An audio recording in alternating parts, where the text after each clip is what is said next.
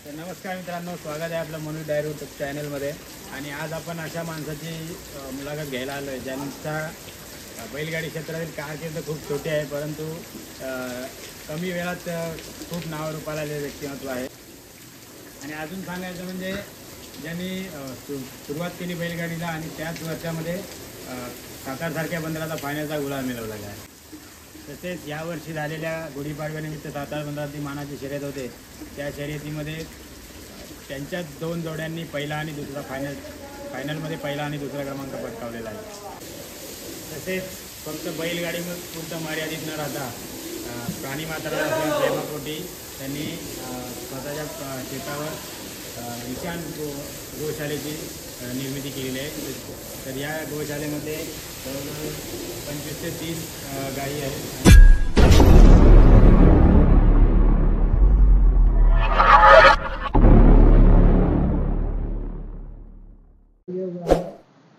तर नमस्कार मित्रांनो, स्वागत आहे आपलं मनोज डायरी यूट्यूब चॅनलमध्ये.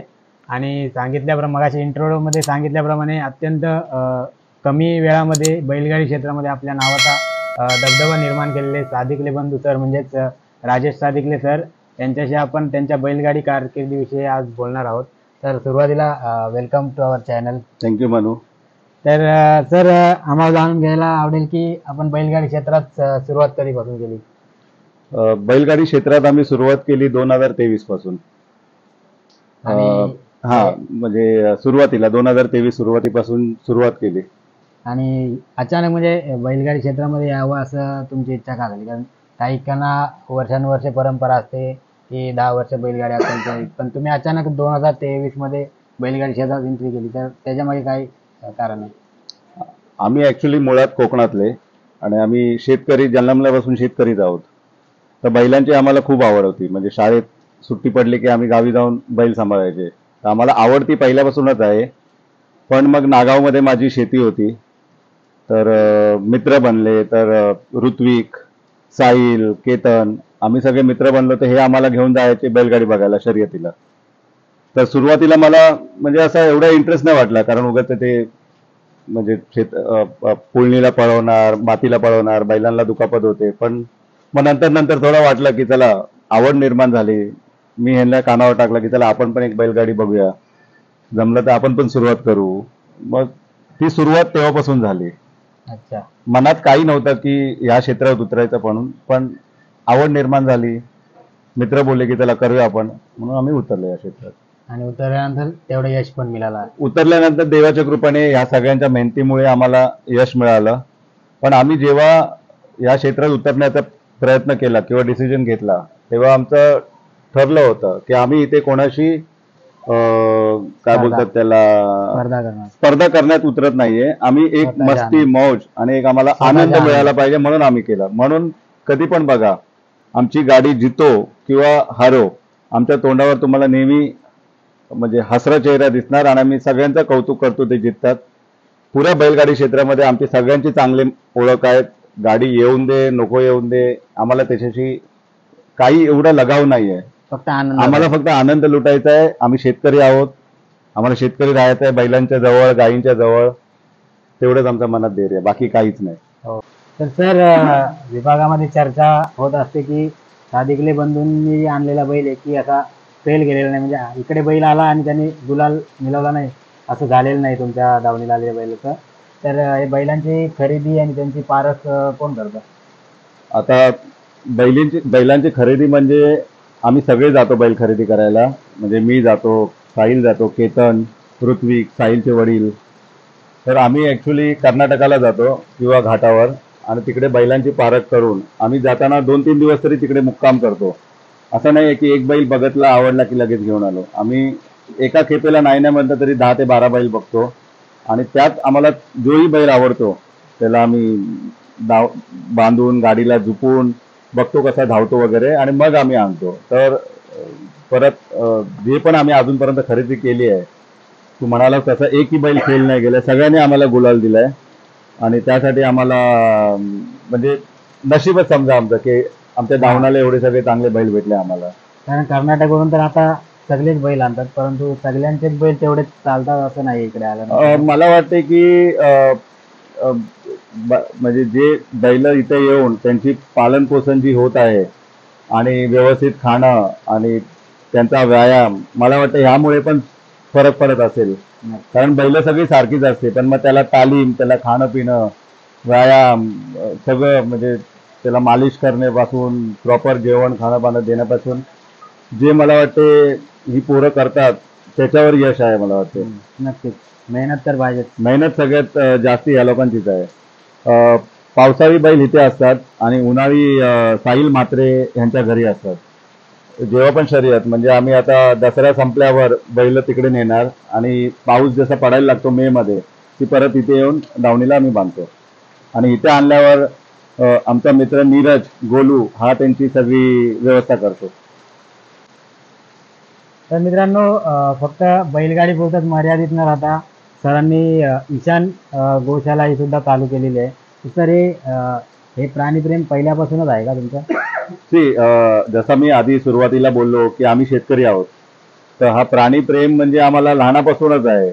मे महिन्याच्या सुट्टी जेव्हा आम्ही गावी जात होतो तेव्हा 2 महिन्या सुट्टीमध्ये आम्ही गायींना बैलांना चरायला घेऊन जायचे. म्हणजे आम्हाला प्रेम तो पहिल्यापासूनच आहे. आमचे वाडवडील कोकणातले आहेत, तर आमचा तो प्रेम आता नाही आहे, पहिल्यापासूनच झाला आहे तो. बैलगाडीला सुरुवात केल्यानंतर पहिलाच गुलाल कोणत्या बंदरामध्ये दिला आणि तेव्हा काय वाटलं होतं? शर्यत सुरुवात केल्यावर आमचा पहिला गुलाल मला जोपर्यंत आठवते तो कामत बंदरमध्ये होता. हा, समुद्र किनारे 4था गट होता आमचा आणि 2रा नंबर बसलेला. तर त्या टायमाला आम्हाला पहिला गुलाल भेटलेला पहिल्या शर्यतीमध्ये आणि आमची जोडी सर्जा पाहिजेची होती तेव्हा आणि आम्हाला खूप अति आनंद झाला होता. मग माझ्या मित्रांना पण विचारू शकता तुम्ही, ते लोक पण खूप आनंदित होते. म्हणजे त्यांनी मेहनत केली आणि सगळी मेहनत त्यांची आहे, त्याचं फळ मिळालं. मी मुंबईला असतो. काय सांगशील तुझ्या मेहनतीचं फळ मिळालं? पहिल्या शर्यतीला गुलाल भेटला, आम्ही खुश होतो सगळे.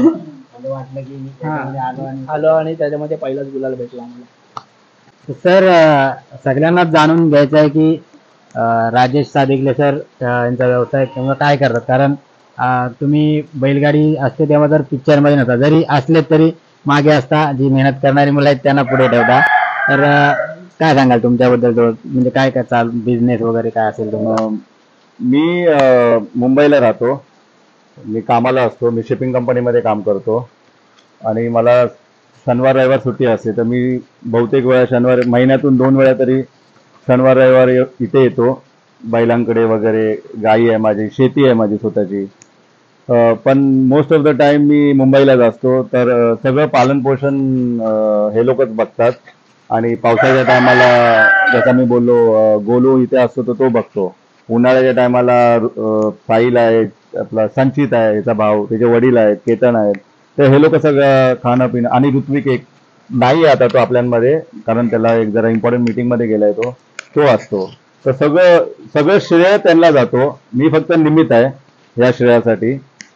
बाकी सगळी यांची मेहनत आहे. कारण या इंटरव्ह्यू नंतर तुमचा फेस ऍक्च्युली राजेश सादिकले कोण हे लोकांना समजणार आहे, कारण तुम्ही पिक्चर मध्ये नसतात म्हणून मी हा मुद्दाम क्वेश्चन विचारला तुम्हाला. मी बघायला गेलं तर या क्षेत्रामध्ये माझं नाव व्हायला पाहिजे म्हणून मी कधी आलोच नाहीये. आणि आता तरी थोडी माणसं मला ओळखतात, पहिलं तर मला कोणच ओळखत नव्हता. कारण मी काय म्हणालो की सगळं श्रेय ह्यांना जातो. ही जी पोरं आहेत, ही जी माणसं कामं करतात आहेत, सगळं श्रेय त्यांना आहे, माझं काहीच श्रेय नाही. मला फक्त आवड आहे, तर मी ती माझी आवड पूर्ण करतोय. आणि माझ्या पुऱ्या फॅमिलीला, म्हणजे माझी बायको असून दे, माझा मुलगा, माझी आई, आमचे मित्रमंडळी, सगळ्यांना ती आवड आहे. म्हणून काही शर्यत असेल तर आम्ही सगळे येतो शर्यतीला बघायला. या वर्षीच्या पहिल्या शर्यत जेव्हा काशीदला झाली तेव्हा तुम्ही आणि मिसेस, म्हणजे मी आणि माझी मिसेस होती, मला आठवते, माझा मुलगा होता, तेव्हा मी आलेलो. सगळ्यांना आवड आहे त्या गोष्टीची. तर आता सर आपली गाडी दोन्हीकडे धावते, माती बंदरला पण असते आणि समुद्र किनाऱ्याकडून. तर त्यामध्ये तुम्हाला कोणती शर्यत जास्त आवडते? शर्यती दोन्ही सारख्याच आहेत, पण तुम्ही मला माती आणि पोळ्यांबद्दल विचारलात तर मला माती बंदर जास्त आवडतो. त्याचं रिझन असं आहे की पुळणला ज्या शर्यती होतात त्या खूप लांब लांब होतात, म्हणजे काशीद झाला, आवाज झालं, तर तिकडे गावची जी माणसं आहेत ती सहसा येत नाही. पण माती बंदर असेल, म्हणजे वयस्कर वगैरे असेल, तर माती बंदर असेल तर जे सगळं नागावच्या जवळच असते. तर ते लोक बघायला येतात. जेव्हा आमची शर्यत होते आणि आमचा नंबर आणि आम्हाला गुलाल भेटतो तेव्हा आमची सगळी माणसं आमच्या सोबत असतात, म्हणून तो आनंद खूप जास्ती वाटतो म्हणजे मला. गावासोबतची गावाचं जी आठवण अटॅच आहे ती जास्ती वाटते. नक्की. म्हणजे आपल्या मुलं आपल्या गावाचं नाव पण होत असतं. आपल्या गावाचं नाव म्हणून तुम्ही बघितलं तर आम्ही स्वतः वैयक्तिक असे आमचे स्वतःचे नाव नाही दिले आहेत. राजेश असा नाही. नाव किंवा माझ्या मुलाचं नाव ईशान म्हणून असं कुठेच नाव नाही दिसणार. तुम्हाला सादिकले बंधू नागाव म्हणून दिसेल, बरोबर. कारण आम्ही गावाचं नाव मोठा करतोय. मी या गावात राहतो तर माझ्यासाठी हा गाव मोठा आहे. बरोबर माझं नाव शेवट आहे, पण सादिकले काय लावला कारण कळलं पाहिजे कोणाची गाडी आहे, बरोबर. त्यासाठी आम्ही फक्त नाव लावलंय. तर सर बैलगाडी जर आपल्याला हाऊस करायची असेल याच्यामध्ये तर मेहनत आहे, तर मेहनत तर आहेच खूप. तर तुमच्या बैलांसाठी मेहनत कोण करतो? त्यांचं पालन पोषण काय असतं, दिनक्रम त्यांचा? बैलाची सगळी, जसा मी मुंबईला असतो तर बैलांची सगळी पालन पोषण साहिल म्हात्रेच्या घरी असते, तर तोच बघतो सगळं. साहिल काय सांगेल, कसे असते बैलांचा दिनक्रम? सकाळी पहिलं उठल्या उठल्या त्यांना हे करतो, खाण्यापिण्याचं हे करतो. त्यानंतर बैलांचं धुणं वगैरे, त्यानंतर बैलांना बाहेर बांधणार सुकेपर्यंत. दुपारी मग परत त्यांना आतमध्ये गोठ्यामध्ये घेतो सावलीमध्ये, मग त्यांना मध्ये चारा देणार, पेंडा देणार. असं दिवसाचं हे चालू असतं त्यांना. आणि त्यांचं प्रॅक्टिसचं वगैरे शेड्यूल काय असतं? प्रॅक्टिसचे आठवड्यातून 2 वार असतात, तर प्रॅक्टिस 2 टाईम त्यांची होत्या आठवड्यातून. ती अल्टरनेट असते का समुद्र हा नाही, आम्ही समुद्रालाच प्रॅक्टिस करतो. माती असं चालू झाले मातीचे बंदर किंवा एक जोडी मातीला असते आमची. आणि शर्यतीच्या दिवशी काय स्पेशल असते त्यांचं? म्हणजे कशी सुरुवात? शर्यतीच्या दिवशी म्हणजे बैल आता आदल्या दिवशीपासून बैलांची ते आमचे जास्त फेऱ्या असतात. कुठला बैल काय व्यवस्थित आहे ना, काय तब्येत वगैरे ते सगळं आम्ही बघतो. त्यानंतर शर्यतीचं नियोजन होतं. नियोजन पण तूच करतो का सगळं? नाही, सगळे मित्र, सगळी पोरं असतात त्या. गाडीवर ड्रायव्हर म्हणून कोण बसवायचं? ड्रायव्हर म्हणून आमचे केतन दादा असतात. चेतन काय सांगतील शर्यतीच्या दिवशीचं नियोजन कसं असतं? शर्यत आता शक्यतो दुपारचीच होते. पहिली सकाळी लवकर असायची 7 वाजता 7:30 वाजता, त्यावेळी भरपूर धावपळ व्हायची आमची. पण आता दुपारचं असल्या कारणाने काही प्रॉब्लेम नाही. सकाळच्या वेळेत सर्व आपली आपली कामं हे करून आम्ही एक 12-12:30च्या आसपास बैलांजवळ सगळे मित्रमंडळ जमते आमची. त्यानंतर टेम्पो येऊन बैल वगैरे घेऊन जिथे शर्यत असेल तिथे जातो आणि आपलं शर्यतीचं नियोजन सर्व. तर प्रत्येक बैलगाडी मालकाचं स्वप्न असतं, म्हणजे त्यांनी जर बैलगाडी क्षेत्रात एंट्री केली तर तेव्हा त्यांचं स्वप्न असतं की आपल्याला सातार बंदरचा निदान गटातला तरी गुलाल मिळावा. आता इथे लवेश पण आहे, त्याला पण सातार बंदराचं महत्त्व माहिती असेल, त्याची सुद्धा गाडी असते. पण यावर्षी तुमच्याच दोन्ही गाड्यांनी म्हणजे सर्जाबाईजा आणि पाखरे आणि भिंगरी या जोड्यांनी पहिला आणि दुसरा नंबर पटकावला, ते पण पाडव्याच्या गुढीपाडव्याची जी मानाची शर्यत आहे, ऐतिहासिक शर्यत म्हणतात त्याला, त्याच्यामध्ये पहिला आणि दुसरा नंबर आला. तर कसं वाटलं होतं? आणि तुम्ही त्यावेळी इथे नव्हतात, आपण व्हिडिओ कॉलवर तुमचा थोडासा बाईट घेतलेला, तर काय सांगा त्याच्याबद्दल? जेव्हा सातारची गुढीपाडव्या दिवशी जेव्हा शर्यत होती तेव्हा मी भारतामध्ये नव्हतो, मी बाहेरगावी होतो, कामानिमित्त गेलो होतो. आणि मी ऑनलाईन सगळं मला व्हिडिओ कॉल करून शर्यत दाखवत होते. आमचा एक बॅड लक झाला त्या टायमाला. आमच्या टोटल 3 गाड्या आम्ही फायनलला पळवणार होतो. भिंगरी सोन्या होता, सर्जाबाईजा होता आणि गजा आणि पाखऱ्या होता. गजा पाखऱ्या हा गट पास नाही झाला एका सेकंदामुळे. आम्हाला खूप वाईट वाटलं, पण 2 गाड्या बसल्या आणि आम्हाला खात्री होती की या दोन्ही गाड्या नंबरमध्ये बसतील, कारण ह्या सगळ्यांची मेहनत अशी आहे की सातार बंदरला आमचा अजूनपर्यंत आम्हाला कधी नाराज केला नाही बैलाने. तर आमच्या देवाच्या कृपेने दोन्ही गाड्या पहिला आणि दुसऱ्या नंबरवर बसली. सर्जाबाईजा पहिली बसली आणि भिंगरी आणि सोन्या दुसरी बसली. तिसरी गाडी असती तर आम्ही नक्की तिसरा नंबर पण पटकावला असता, एवढी आम्हाला खात्री आहे बैलांवर. विश्वास होता. पण ठीक आहे, म्हणजे सगळ्यांनाच नंबर भेटला पाहिजे. आम्हाला आनंद पण आहे ज्याची गाडी तिसरी बसली त्यांचं पण कौतुक करतो आम्ही. पण यांची गाडी होती ना, नितेश तेलगे, हो, तेलंगे बंधूची होती आणि आम्ही खुश आहे की त्यांचा नंबर आला. आम्ही पुढच्या वर्षी ट्राय करू. आणि त्यांचं पण ते खूप जुनं स्वप्न होतं की सातार बंदरामध्ये त्यांना पण फायनल. त्यांची गाडी खूप चांगली पळाली आणि त्यांना अभिनंदन आमच्याकडनं. हा, दुसऱ्या शर्यतीत त्यांनी पण पहिला नंबर हो, पहिला नंबर काढला. प्रणित बसला होता त्या गाडीवर. आणि प्रणितला त्या तुमचा जेव्हा 1-2 नंबर आला तेव्हा प्रणित driver प्रणित होता. पहिल्या गाडीवर बसला होता. तर प्रणित ते कसं जुळून आलं? प्रणित त्या गाडीवर बसला आहे. आमचा ऍक्च्युली आमचा जुना म्हणजे पहिल्यापासून गाडी जे हाकलणार आहे तो केतनच होता आणि सुरुवातीपासून तोच हाकलतोय. पण जेव्हा फायनलला 2-2, 3-3 गाड्या असतात तर आम्हाला अजून गाडी चालवण्याची गरज असते ना, तर आम्ही प्रणितला विचारलेला, तर प्रणित हा बोललेला. आता आमच्या 2-3 गाड्या असल्या बसल्या तर आम्ही लवेशला विचारतो, लवेश टाइम असेल तर तो बसेल. पण आमचं मुख्य जो सगळं गाडी सांभाळतो सगळा केतनच आहे आणि तोच राहणार. तर सर असं म्हणतात की बैलगाडी क्षेत्रामध्ये जर एखाद्याची मैत्री झाली तरी शेवटपर्यंत टिकते. तर तुमची कोणाशी अशी मैत्री झाली का बैलगाडी क्षेत्रामध्ये आल्यानंतर? बैलगाडी क्षेत्रामध्ये आल्यापासून सगळेच मित्र आहेत माझे, जेवढे पण बैलगाडीवाले मला ओळखतात सगळेच जवळचे, सगळेच मित्र आहेत माझे. सगळ्यांशी आमचा हसत बोलत चालला असतो. आम्ही कुठेही गेलो गाडीतून समोर दिसलं की आम्ही गाडी थांबवून त्यांच्याशी बोलणार. तर जसं पहिलं सांगितलं मी, आम्हाला कोणाचाच वैर नाहीये. आम्ही या क्षेत्रात नंबर भेटावा, गुलाल भेटावा म्हणून उतरलो नाहीये, आनंदी म्हणून आम्ही उतरलो आणि आम्ही तेच कायम ठेवतोय. पण जवळचा माणूस बोलला तर एक जण आहे सनू म्हात्रे म्हणून, आमचे घराण्याचे संबंध खूप जुने आहेत. संजय म्हात्रे त्याचं नाव आहे, आम्ही त्यांना सनू बोलतो. तर ते आहेत. तर ते आम्हाला असं काही असलं तर मदत करायला असतात गावात. म्हणजे काही ऍडवाइस वगैरे पाहिजे असेल कधी काय ऍडवाइस लागली तर आम्ही त्यांना ऍडवाइस बद्दल बोललं गेलं तर हे लोक सगळे आहेत जाणकार. आता केतन हा 15-20 वर्ष गाडी चालवतोय, ह्याचे वडील आधीपासून गाडी चालवतात, तर ते लोक सगळे आहेत. पण सनू मात्र हा आमचा म्हणजे बोललं तर घरातला माणूसच बोलू शकतो, जवळचा आहे आणि आम्हाला त्यांची खूप गरज असते आणि ते आम्हाला नेहमी सल्ला देत असतात. तर सर दुसरा प्रश्न, एक महत्वाचा प्रश्न आहे की आपल्या बैलगाडी क्षेत्रामध्ये जे बक्षिसाचं स्वरूप आहे त्याच्यामध्ये काही बदल झाले पाहिजे असं वाटतं का तुम्हाला? त्याच्या आधी आपण ऋत्विक आपल्याला जॉईन झाले दादा. तर ऋत्विक वेलकम. थोडे कामानिमित्त गेलेले बाहेर, ते आपल्याला जॉईन झालेले आहेत. तर बॅक टू क्वेश्चन सर, काय सांगाल या प्रश्नाबद्दल? नाही, या प्रश्नाचं उत्तर द्यायच्या आधी जसं आपण सुरुवात केली या बैलगाडी क्षेत्रामध्ये मी कसा आलो, तेव्हा तुला मी 2-3 नावं घेतलेली, ऋत्विक प्रधान, साहिल म्हात्रे आणि केतन. तर ऋत्विक हे जे पहिले माणूस व्यक्ती होते जे मला भेटले आणि ते बोलले की आपण पण गाडी सुरू केली पाहिजे, म्हणून सगळ्यांचं श्रेय म्हणजे या तिघांना जातो. तर ऋत्विक मगाशी नव्हता म्हणून थँक्यू ऋत्विक, आम्ही या क्षेत्रात उतरलो म्हणून.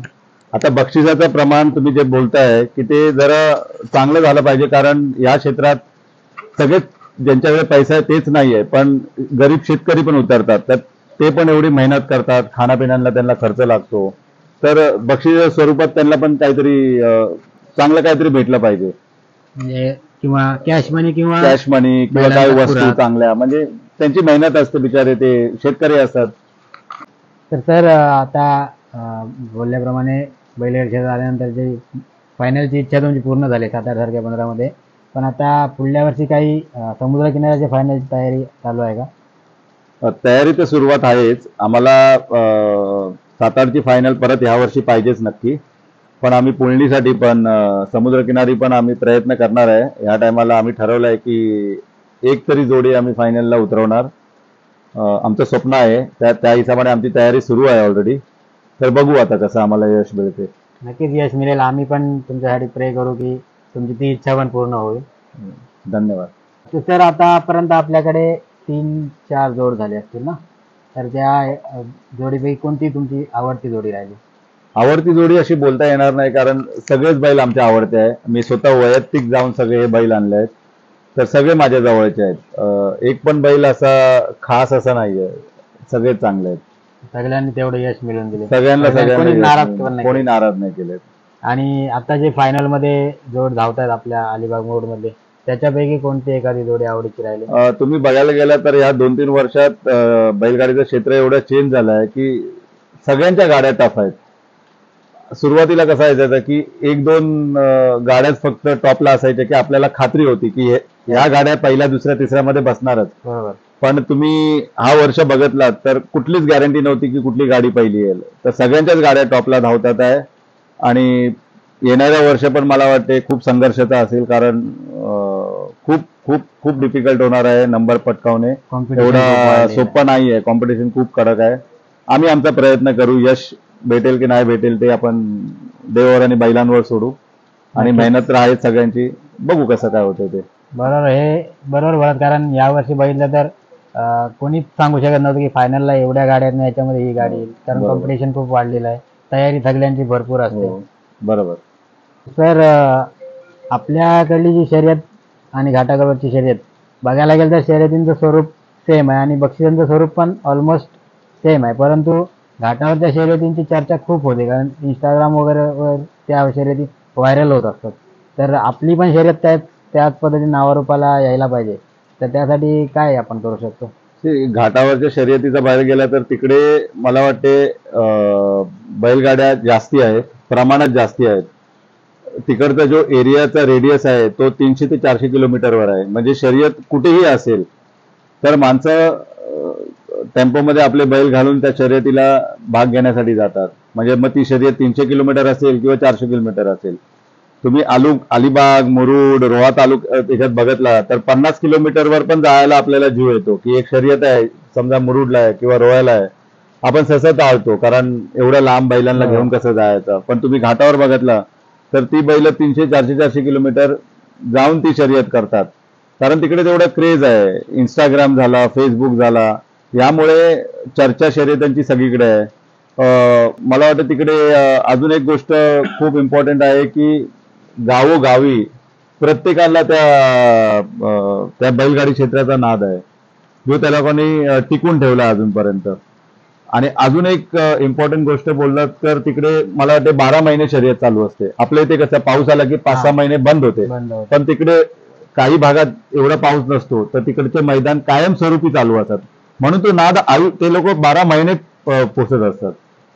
आपण पण सोशल मीडियाचा वापर करून आपण पण सोशल मीडियाचा वापर करून बॅनर लावून थोडी जाहिरात करून आपण हे वाढू शकतो. म्हणजे तो क्रेज वाढेल, माणसं जास्ती येतील.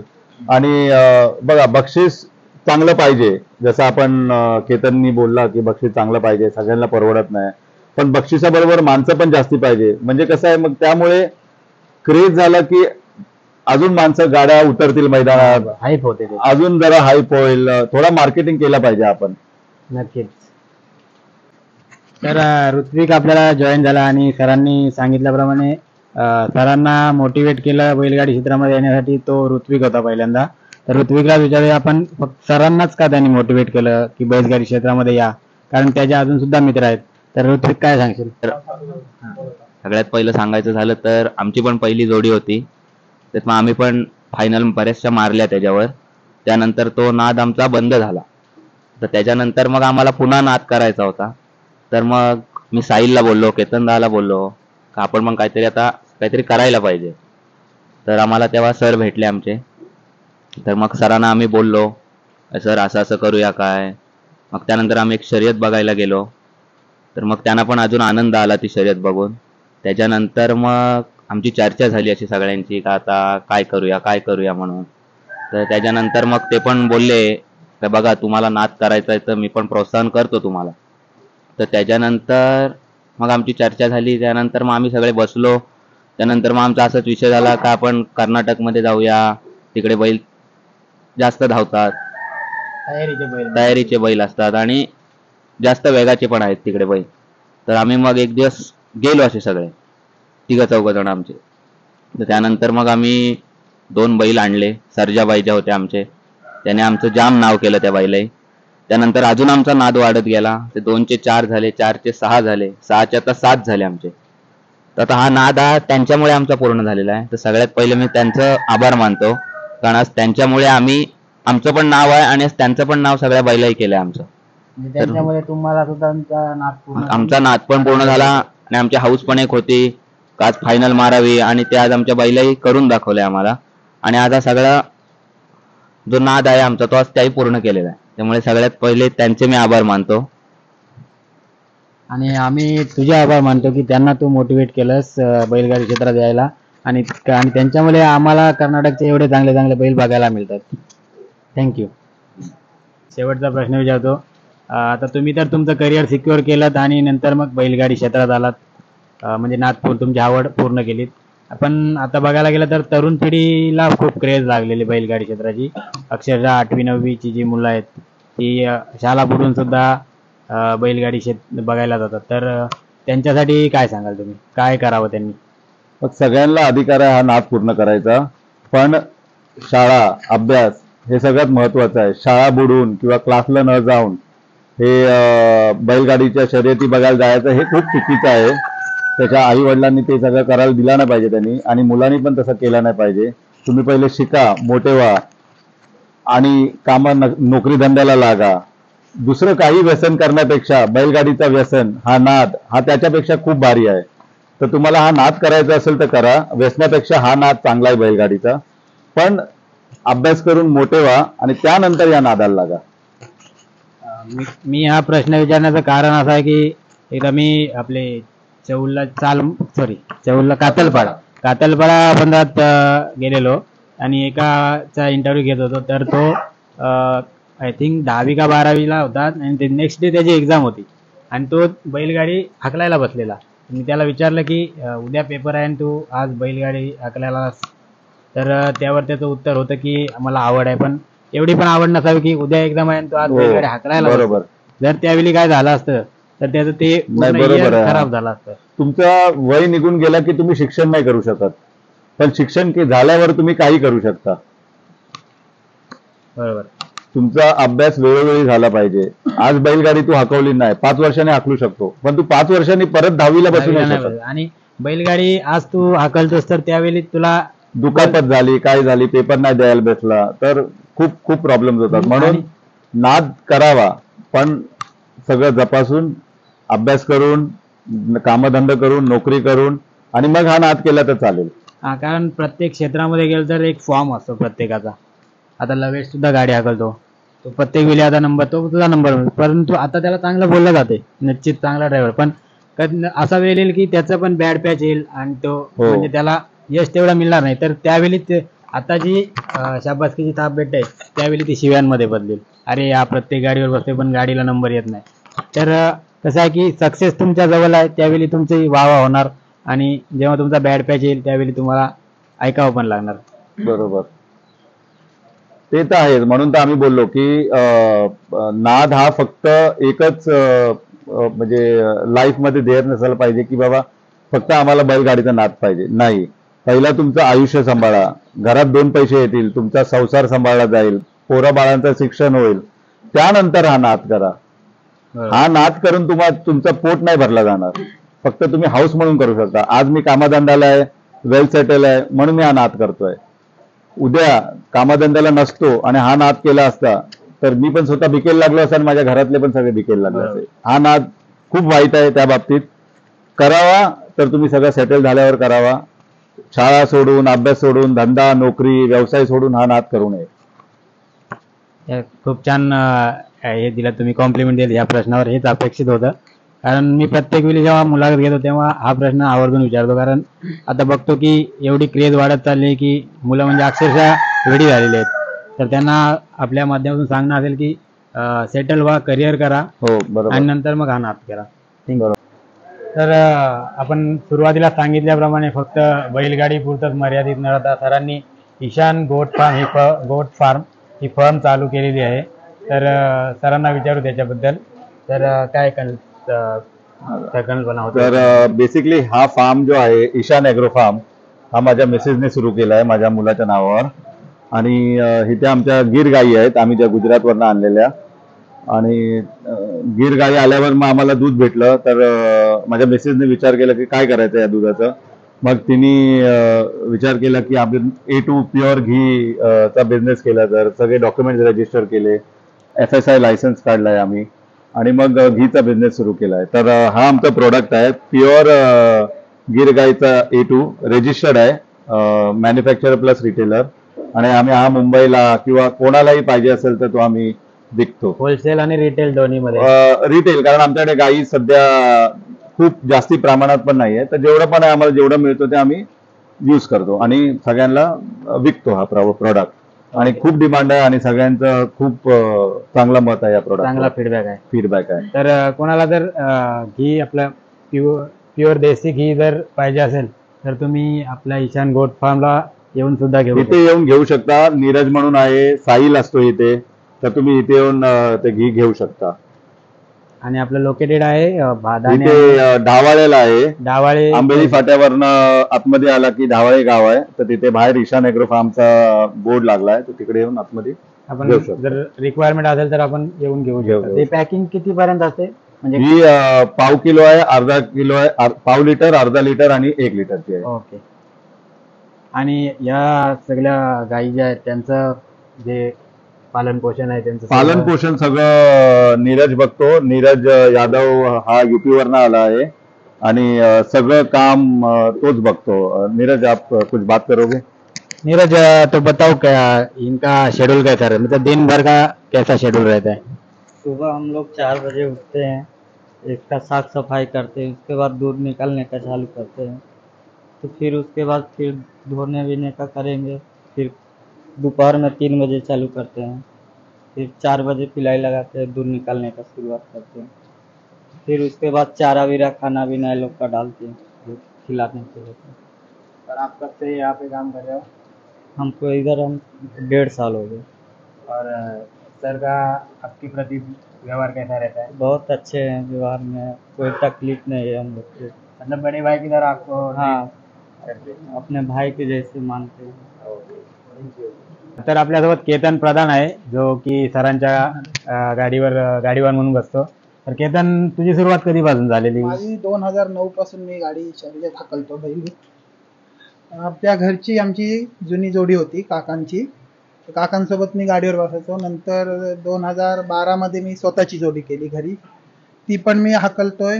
क्वार्टर सेमीपर्यंत मी गाडी स्वतःची हाकलतो आता पण माझं जे फायनलचं आणि खास करून 7-8चं जे स्वप्न होतं ते पूर्ण झालं निवळ आणि निवळ सरांमुळे. एक इच्छा होती आपण पण फायनल हाकलावी 7-8ची आणि नम्रात यावं, तर ती इच्छा कायम अपुरीच राहिलेली. पण हे आज 2-3 वर्षामध्ये सर सादिक अली बंधू या नावामुळे आपली इच्छा पूर्ण झाली. म्हणजे या जोडीमुळे तुझी सुद्धा ओळख झाली आणि एक आपण शर्यत क्षेत्रात होतोच पण एक काही लेवल मध्येच गाडी हाकलत होतो, कारण की काही असेल पण ती इच्छा पूर्ण फक्त सादिक अली बंधू नावामुळे. मग आपल्या व्हिडिओ मार्फत सरांबद्दल काय सांगशील? सरांना काय बोलू तेवढं कमीच आहे. कुठल्याही गोष्टीची आम्हाला कमी पडून देत नाही. म्हणजे एक आता लेवल काढली तर आपण नाही राहू शकत त्यांच्यासोबत, पण कधी ते आम्हाला कमीपणा दाखवत नाही. कायम सोबत घेऊन एक मित्र म्हणूनच सांगतात ते आम्हाला. बरोबर. मी पण सरांना इंस्टाग्रामवर फॉलो करतो. त्यांचे फोटो वगैरे गावी आल्यानंतर म्हणजे गावच्या अटायर मध्ये असं नाही की मी तिकडे जर जे पण प्रोफेशन आहे त्याच्यामध्ये ते उच्च पदावर आहेत, पण गावी आल्यानंतर डाऊन टू अर्थ असणारा माणूस आहे. म्हणूनच मी काय बोललो, आपण तसं हे कोण म्हणजे कित्येक लोक असे असतात की इतकं असेल तर किती दाखवतात, पण त्यांचं तसं कधीच नसतं. ते एक सोबत घेऊनच रात्री आम्ही किती वाजेपर्यंत असतो ते आम्हाला पण माहित नाही. आणि घरनं पण एक असं असतं की सरांकडे आहेत ना, विषय संपला. एक फोन येईल, किती वेळ जाईल बाबा, आम्हाला थोडा वेळ जाईल. परत कधी कोणतं घरनं एक बायकोचा का आईचा साधा एक फोन नाही. एक घरपर्यंत म्हणजे एक पोचलेला माणूस आहे. हा, म्हणजे एक विश्वास आहे सगळ्यांचा की हे लोकांचा पण सगळ्यांचा साथ आहे मला. सगळे आम्ही भावासारखेच राहतो. तर आणि तेच तर पाहिजे. हो, थँक्यू. पण आपल्या ऋत्विक, काय सांगशील बैलांबद्दल? एकंदरीत सर्जा आणि बैजा पहिला जोड होता आणि त्याच जोडीने तुमची जी स्वप्न होतं फायनलचं ते पूर्ण केलं, तर त्या जोडीबद्दल काय सांगशील? आणि ही जोडी आपल्या गोट्यात लास्टपर्यंत राहणार का? हो, ही तर जोडी शेवटपर्यंत आमच्या गोठ्यात राहणार, कारण आज त्याच बैलांमुळे आमचा नाद पूर्ण झालाय. तर सर्जा बैजा म्हणजे आम्ही असेच नाव होतं त्यांचं म्हणून आम्ही बघायला गेलो त्यांना. त्यानंतर मग आणलं, मेहनत घेतली आम्ही खूप त्यांच्यावर सगळ्या टीमनी. त्यानंतर आम्हाला त्या बैलाही यश दिलं आणि आमचं नाव केलं त्याही. आणि हे जोड तिकडे कोणत्या सर्जा हरण्यासोबत धावलेला आहे तिकडे. हरण्या म्हणजे जो संदीप कोल्हापुरी हरण्या, हिंद केसरी, त्याच्यासोबत बोंद्रेंचा घेतलाय. अच्छा, त्यांच्याकडून आम्ही घेतला आणि हा बैल आपल्याकडे शेवटपर्यंत राहणार. तर आपला बहुमूल्य वेळ आपल्या मनोज डायरी युट्यूब चॅनलसाठी दिल्याबद्दल सर आपले खूप खूप आभार. थँक्यू. तू पण आम्हाला टाइम दिला आणि आमचा इंटरव्ह्यू घेतला, त्यासाठी भर पावसात तू मुंबईवरनं आला जसं समजलं आम्हाला. धन्यवाद. आणि असेच व्हिडिओ आपल्याला बघायला मिळतील.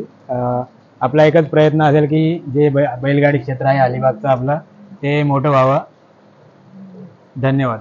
आणि आमची एक विनंती आहे, मनूच्या चॅनलला सगळ्यांनी सबस्क्राईब आणि लाईक करा. तर all the best Manu. Thank you. नाद एकच. बैलगाड्या शर्यत